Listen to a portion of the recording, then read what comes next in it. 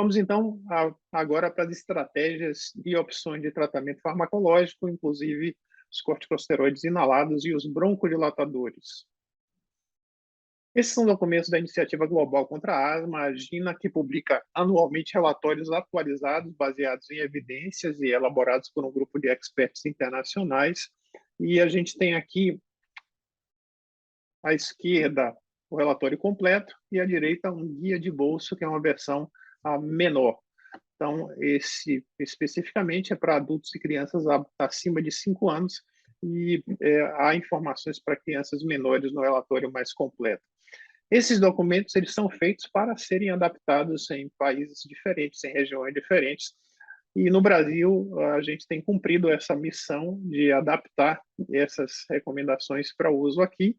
tanto a Sociedade Brasileira de Pneumologia como o Ministério da Saúde tem documentos recentes e a gente vai discutir basicamente esses documentos que estão disponíveis desde o ano passado. Aliás, desde o ano 2000. Aqui é a publicação da Sociedade Brasileira de Pneumologia no ano 2020, aliás, não 2000, que foi liderado pela professora Márcia Pizzichini, mas com a participação de numerosos experts no assunto do Brasil, e fala sobre asma de um modo geral. Como vocês podem ver aqui, nessa etapa 5, que é a etapa mais elevada do tratamento da asma, se recomenda um tratamento preferencial com corticoide inalado em dose alta, com um LABA, um broncodilatador beta-2 agonista de elongação, eventualmente adicionando o tiotrópio, que é um broncodilatador antimuscarínico de ação longa, e fenotipar, considerando a possibilidade do paciente precisar de uma anti-IgE, uma anti-IL-5 ou um anti-IL-4 receptor. O que tem de opção alternativa é o uso de corticosteroide oral em dose baixa, mas a recomendação atual, em geral, é que isso seja a última opção, porque essa é uma opção que a gente tem certeza dos efeitos sistêmicos a curto, médio e longo prazo.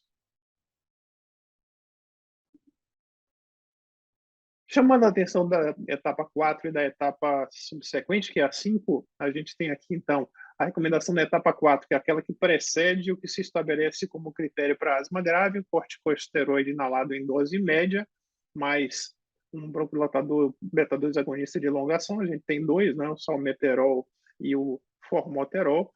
com um SABA para alívio, um broncodilatador de ação rápida e curta para alívio, ou um corticosteroide inalatório em dose média, mais o formoterol, que é um beta-2 agonista de longa ação, mas de ação rápida, com um corticosteroide inalado em dose baixa, mais o formoterol para alívio, o que se chama de estratégia MART, quando se usa a mesma medicação para manutenção e para alívio. Importante lembrar que para a manutenção é uma dose média do corticosteroide inalado e para o alívio seria uma dose baixa do corticoide inalado. Então, nesse caso aqui da etapa 4, não seria o mesmo inalador, seriam inaladores complementares. As outras opções para essa etapa do tratamento, corticoide inalado em dose alta, quando não se pode usar por alguma razão o LABA, adicionar o tiotrópio, que é o LAMA, né, broncodilatador antimuscarínico de elongação, ou eventualmente o montelukast. Na etapa 5 do tratamento, a recomendação é o corticoide inalado em dose alta, mais o LABA, eventualmente adicionar o tiotrópio e fenotipar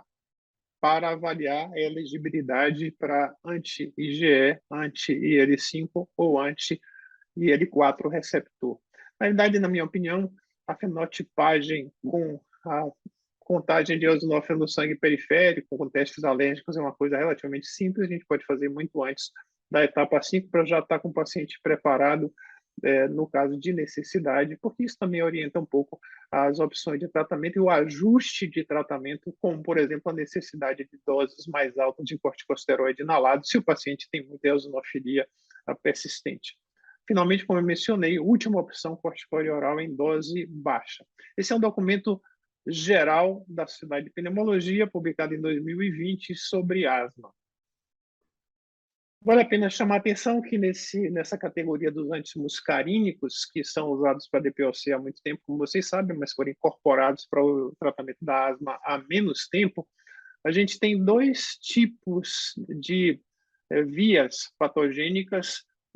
do efeito da acetilcolina, o efeito colinérgico sobre as vias aéreas. Tem o estímulo vagal, então o estímulo neurogênico com a liberação de acetilcolina, que vai nesses receptores M3 levar eventualmente à contração da musculatura lisa dos brônquios, e o LAMA bloqueia esse efeito da acetilcolina, então levando ao relaxamento ou à prevenção da responsividade exagerada das vias aéreas. Mas há também a via não neuronal, não é, que depende de um processo inflamatório, que também leva ao estímulo vagal, e por essa via não neurogênica da acetilcolina também há uma proteção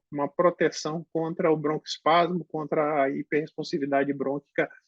em pacientes com asma, tal como ocorre em pacientes com DPOC também.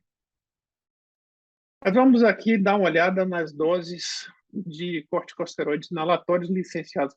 para uso no Brasil, com ênfase no que é que se considera dose alta. Segundo a Sociedade de Pneumologia, é uma dose de beclometasona acima de 400, é uma dose alta, de budesonida acima de 800, é uma dose alta, propionato de fluticasona acima de 500 é uma dose alta, o fluoroato de fluticasona 200 já é uma dose alta, e a mometasona acima de 440 microgramas por dia é uma dose alta. Eu preciso chamar a atenção de vocês que esse dipropionato de beclometasona que está aqui é o DPI ou HFA em tecnologia de partículas extrafinas, como ele está em combinação com o formoterol. O que a gente tem no Brasil disponível na farmácia popular, no SUS, que é a beclometasona pura, mesmo sendo HFA, mas não é com tecnologia de partícula extrafina, a coisa é diferente. A gente pode ver isso aqui nessa tabela elaborada pela Iniciativa Global contra a Asma em 2021, justamente para rever essa questão, porque em outros países também isso acontece. E aqui está, dipropionato de beclometasona, no inalador dosimetrado, numa partícula padrão, com o propelente HFA, acima de 1.000 microgramas é o que se considera como a dose alta. Já a beclometasona dipropionato, DPI ou inalador dosimetrado em partículas extrafinas, então aí se aplica aquela dose que a gente viu no quadro anterior, acima de 400. E aqui está um documento importante, elaborado pelo Ministério da Saúde, com a participação de vários experts nacionais, da Sociedade de Pneumologia, da Sociedade de Alergologia, entre outros, e que atualiza documentos que já há muito tempo não estavam atualizados e orientam como lidar com essas situações de asma grave, de asma de modo geral, no contexto do Sistema Único de Saúde, inclusive incorporando novas medicações para o tratamento da asma. Como vocês podem ver aqui, esses documentos estão disponíveis, todos eles, né, da GINA, da Sociedade de Pneumologia, e esse documento do Ministério da Saúde, para uma análise mais detalhada, que eu recomendo. Então, aqui na etapa 5, e esse diagrama é muito parecido com o diagrama elaborado pela Sociedade de Pneumologia, não por acaso, porque as pessoas que participaram dos dois documentos são semelhantes. Na etapa 5, que é a etapa onde se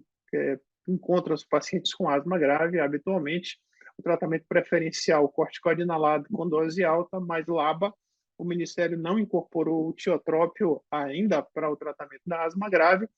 Menciona aqui fenotipar para anti-IgE no caso de asma alérgica grave e, eventualmente, considerar a associação do omalizumab, que é o anti-IgE, né? No caso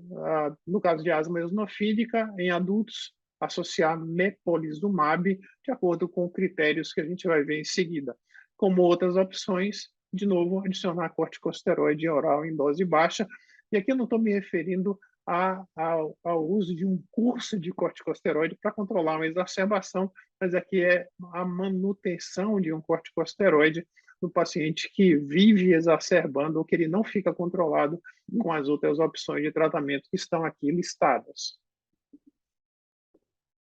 Vamos, então, para esse resumo, né, a mensagem principal dessa parte da apresentação. O uso combinado de corticoide inalado e broncodilatadores é importante para ampliar o benefício do tratamento sem elevar a dose do corticoide inalatório, mas isso eventualmente é necessário nos casos de asma grave.